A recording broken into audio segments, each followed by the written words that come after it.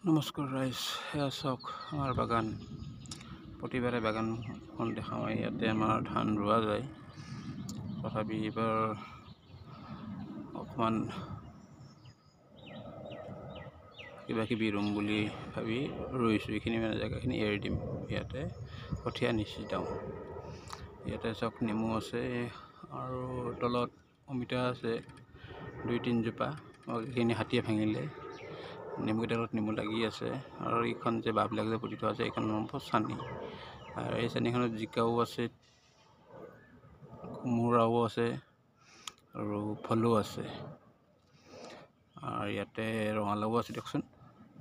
আৰু জিকাৰ আগত মানে অৰ্থাৎ এইখিনিতে চিধা চিধি যে লাইন বনাই থোৱা হৈছে, ইয়াতে আছে আমাৰ নেচেৰা। আৰু এইখিনি সৰু তলত থাপকেইটাত আছে তিতা কেৰেলা।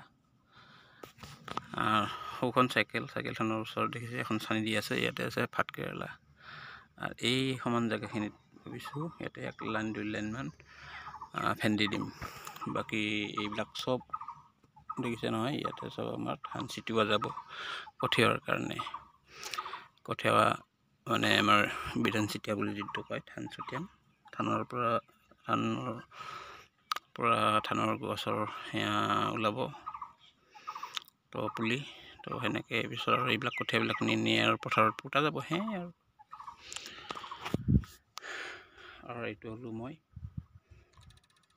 গাঁতবোৰ খানি ভাগৰ লাগিছে, চ' অকণমান জিৰাইছোঁ, ৰেষ্ট লৈছোঁ। তাতে আজি আমাৰ ঘৰৰ সন্মুখত বিয়া এখনো আছে বাৰু লগ পাম দেই অন্য এটা ভিডিঅ'ত।